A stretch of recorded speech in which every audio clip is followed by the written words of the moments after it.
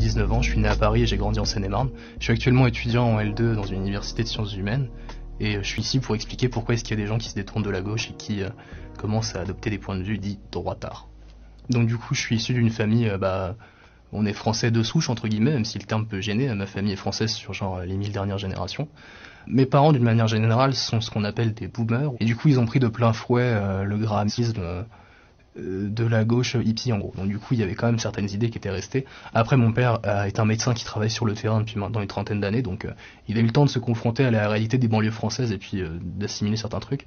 Ma mère est restée vachement dans le délire socialiste et tout. J'ai commencé à me politiser quand j'avais environ à mon entrée au lycée, donc j'avais entre 14 et 15 ans. Et puis j'ai commencé à tomber dans le piège qui dit que la gauche c'est gentil et que la droite c'est méchant. Encore une fois, dans la culture, on l'a vu plein de fois avec les chanteurs qui disent qu'il faut être de gauche, Yannick Noah et j'en parle pas des autres. Et donc du coup, vu que à cet âge-là on a plutôt des idées dites extrêmes, je me suis plutôt engagé dans les extrêmes. Donc j'étais à fond chez la France Insoumise, je me définissais communiste, j'étais là pour tacler du facho.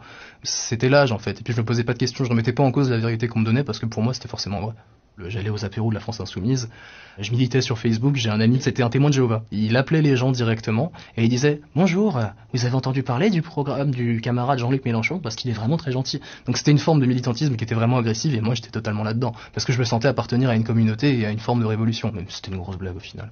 J'ai commencé à remettre en question l'idéologie qu'on me donnait quand je me suis rendu compte que la gauche se soumettait à des luttes identitaires et communautaires qui n'étaient pas nécessaires en France. C'est les fameux camps d'été décoloniaux. Donc quand on a commencé à discriminer une population en fonction de sa couleur de peau, en l'occurrence les blancs, je me suis dit mais c'est du racisme. Et on m'a répondu non, c'en est pas, parce que mâle blanc, hétéro, cis privilégié, ta gueule. Du coup, je me suis dit attendez, sous prétexte que je suis la norme ici, je devrais m'excuser. Donc du coup j'ai commencé à comprendre qu'en fait c'était surtout des idéaux qui étaient totalement acquis aux causes néolibérales, dans le sens du on défend sa petite communauté, sa petite personne, son petit espace. Il y a 20 ans on avait déjà Ouria Bouteldia qui était là, machin, les sous-chiens. Aujourd'hui on a Rocaille Diallo, dans 20 ans on aura pire. Donc tout s'accumulait en fait, toutes ces luttes identitaires et communautaires m'ont fait me dire que la gauche n'était pas la solution. Puis ensuite j'ai ouvert les yeux parce que j'ai commencé à avoir une pensée critique et je me suis rendu compte que tout était une vaste blague en fait. Et que c'était aussi à cause de Mitterrand qu'on en était arrivé là. Je vous donne une citation d'un idéologue qui est, je pense apprécié ici, on ne crachera jamais assez sur la tombe de Mitterrand. C'est à cause de lui qu'on en est ici, entre guillemets. Je pense qu'un des déclics aussi que je pourrais citer, c'est de la vidéo d'Usul sur l'islamophobie. Il n'y a pas plus victimisation chouineuse. L'argumentaire de la vidéo était très très mauvais. Et même moi, à cet âge-là, je réussissais à m'en rendre compte. Du coup, je me suis dit, mais en fait, ces gens sont des menteurs, ces gens sont des traîtres. Et j'avais pas envie d'appartenir au camp des menteurs et des traîtres. Il y a les cours où les profs restent neutres, et donc du coup, on peut apprendre et discuter du cours tous ensemble, et pour le coup, ça, c'est des vrais moments de plaisir. Et il y a les cours où les profs font leur propagande. Quand on demande pourquoi, il y a Eric Fassin qui répond, sciences sociales. C'est tout. Ils ont la vérité et vous avez tort. Ils ont la vertu de, nous on a fait des recherches en sciences sociales. Mais attendez, moi aussi je peux faire des recherches en sciences sociales si je veux. Enfin, concrètement, c'est à la portée de tout le monde. Donc du coup, ces gens sont dans l'idéologie dominante, ils ont raison, vous avez tort. C'est comme ça. Toutes les luttes progressistes, au-delà du nivellement par le bas, c'est ça. Dans ma fac, les profs en parlent en permanence, c'est toujours une vision de la société avec un rapport oppresseur-oppressé.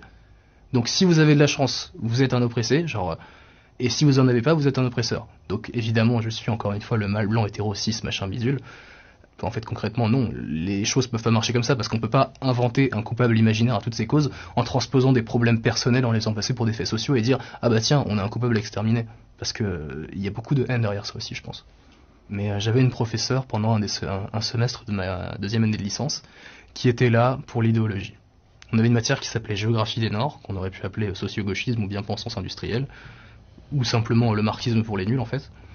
Et chaque cours c'était une nouvelle lutte de victimes opprimées, selon ses définitions. Donc d'abord il y avait les femmes, puis ensuite les homosexuels, puis ensuite les transgenres, puis ensuite les noirs, puis ensuite les musulmans. Et à chaque fois on était dans le « Oh mon Dieu, ces personnes sont opprimées, oh mon Dieu, on doit s'excuser pour elles et ramper ».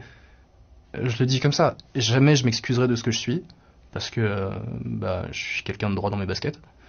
Quand je dis à des gens de ma fac que j'aimerais que la France redevienne la France, je suis le facho. Donc à partir de là, il n'y a plus de discours possible. D'ailleurs, c'est toujours les gens qui fuient le débat. Une fois, j'avais démontré à un mec pourquoi est-ce que le racisme anti-blanc était une réalité et pourquoi est-ce qu'il disait des conneries. Il a boudé. Enfin, il est parti. Ces gens fuient le débat en fait à chaque fois parce qu'ils savent qu'ils ont tort. Je pensais pas être non plus le seul à remettre en cause tout ce qu'on disait. Par contre, j'étais le seul à le faire publiquement. C'est-à-dire qu'il y avait ceux qui étaient pas d'accord mais qui laissaient courir parce qu'ils étaient là pour avoir leurs examens. Moi j'ai un sale défaut, je supporte pas qu'il y ait des gens qui disent des conneries, je supporte pas qu'il y ait des gens qui se trompent en fait.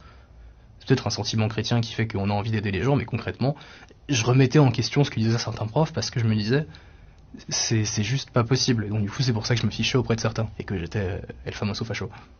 Concrètement, que ce soit le camp que vous détestez ou le camp que vous admirez, remettez toujours en question ce qu'on peut vous dire, faites-vous toujours votre propre avis, et n'ayez jamais peur du jugement des autres.